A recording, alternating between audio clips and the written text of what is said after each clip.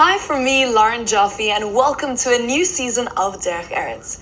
Today we get to know the story of entertainer and Holocaust survivor Chayela Rosenthal and the voice that she used in the face of adversity. There are so many incredible stories about resilient women all over the world, but right now we're going to be focusing on one particular story, and that is of course the life story of entertainer and Holocaust survivor Chayela Rosenthal. We've got the opportunity to chat to her daughter Zola and get a little more insight into who Chayela was.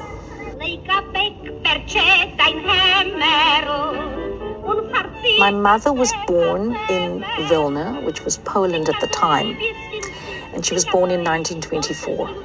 And she had an older brother and an older sister, Labe and Mary. And when she was about 15, she was already singing songs on the radio that her brother Labe wrote.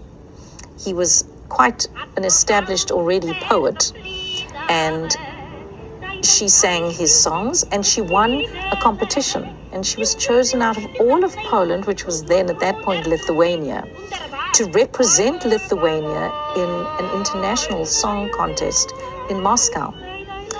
And unfortunately, the day that she was supposed to leave, the war broke out. The Germans invaded Vilna. And within days, her father was sent away and killed in the Ponari forest. And a few days later, her and her mother and her sister were taken to the Vilna Ghetto. When the Nazis had invaded Vilna, they wanted to contain the remaining Jews. And so they cordoned off an area of 6 blocks. There were 2 sectioned off areas that was in the Jewish quarter, but they built the wall around it, and there was a gate that was heavily guarded. And that was known as the Vilna Ghetto, where they moved all the Jews, and they had to remain in there until they were liquidated or moved out. Living in the ghetto was very, very traumatic in the beginning for my mother, and they couldn't work. They didn't have a work permit. They couldn't settle into any particular room or house because they didn't have a work permit, so there was a chance they could be taken out and killed. There were a lot of death squads coming into the ghetto daily to take people out. And eventually, things settled down in the ghetto after a couple of months, and a theater was established. Many people said you cannot play theater in a cemetery. So many people had lost their family, and you don't do this. But Jacob Gens, the leader of the ghetto, the Judenrat, he encouraged the theater to go on because it would inspire hope and bring a little bit of normalcy and also provide work permits. So now my mother had a work permit as an actress.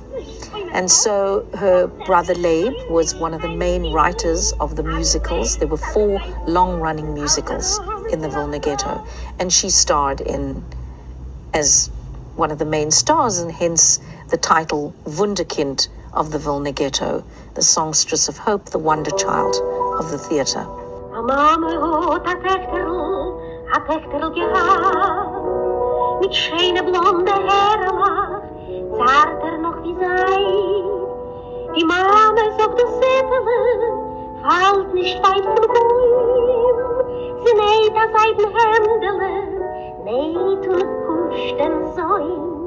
The gift of a song is that it can express, it can speak the unspeakable. And so my mother was able to, through my uncle's lyrics, which spoke about all the daily events and spoke about all the emotions that everybody was feeling, you get the chance, and they had the chance, to make sense out of the chaos through the songs, through the art, through the theater.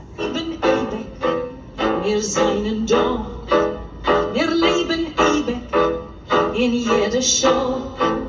Wir wollen leben und erleben schlechter Zeiten, erleben leben. Wir leben ewig, wir seien da. One of my uncle's more famous songs is Mir leben ewig. which means we live forever. And the message is, we live forever, we will survive, and we are here, and we are all still here. And many, many people remember her years later, speaking to fellow survivors who knew her. They will never forget her, they say. And they say she saved their lives by singing, by performing, by being who she was.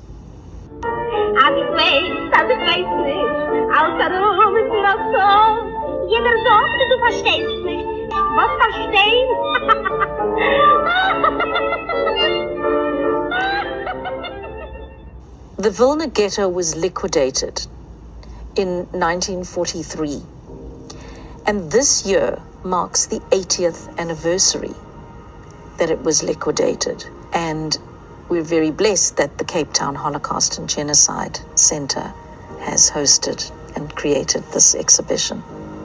And then we move over here to where she's in the ghetto, in the theatre. And this is, she's singing the song Yisroelik, and this is an actual original poster from the Vilna Ghetto. How did you get the original? Because they were dug up and they were rescued and they were found. Wow. And then this is where she sang the very first song that my uncle wrote. When the ghetto was liquidated, my mother was sent with her mother and sister to Kaiserwald concentration camp, where her mother was killed immediately. My mother spent time with her sister together in numerous concentration camps, including a death march to the Baltic Sea. They were miraculously saved by the Russian soldiers who came to liberate them on the beach. And then they moved to Lauenburg, the town nearby. And in Lauenburg, she met my father, who was a fellow Vilna Holocaust survivor. And so immediately they found a place to stay, and they were soon married, and my mother continued to sing. And she joined the Yiddish State Theatre that traveled around Europe, also to the displaced persons camp. And while she was performing in one of those camps, there was a life-changing moment for her and my father, because Molly Picon, the famous American Yiddish actress, was in Poland and saw my mother perform and said, "Oh, you are a mini-me. You need to get out of Poland. We need to get you out of here." And it was because of Molly Picon that they got papers to get out of Poland, and they made their way to Paris, where my mother had a contract now waiting for her to perform. And then you have Liberation, and then her moving into Paris, and there you've got Molly Picon and Chayela together. There's something very jarring about this sentence. Yes, and that's what she said. Sure. While she was in Paris, there was a visitor from Cape Town, Sarah Sylvia, who was with African Consolidated Theatres, and my mother was ready, willing and able. My mother got to Cape Town in 1950, and she said, "I don't know what's in America. I don't need to know.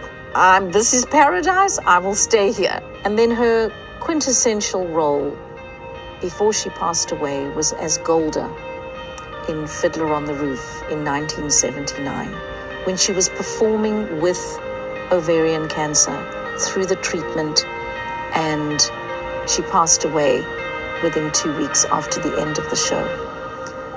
But the show went on, and no one in the audience would know that she was actually dying. She was that strong and that positive and that determined that the show goes on. I don't remember growing older. Wasn't it yesterday when they were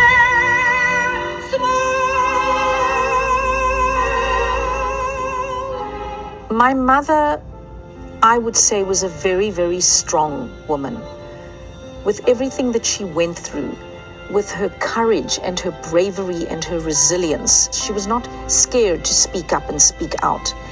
And she was also an independent woman in that she went into show business, which was not fully accepted, by many in society. And she would also be innovative in that she wrote her own songs sometimes. She wrote her own scripts. She wrote her own jokes, which was very ahead of her time. So she was definitely out there as a mentor, powerful woman that you could absolutely look up to.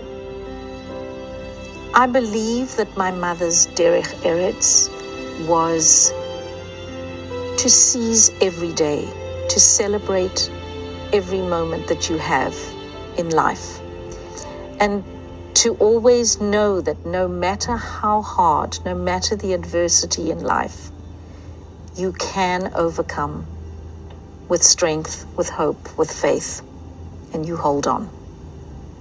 Life will win.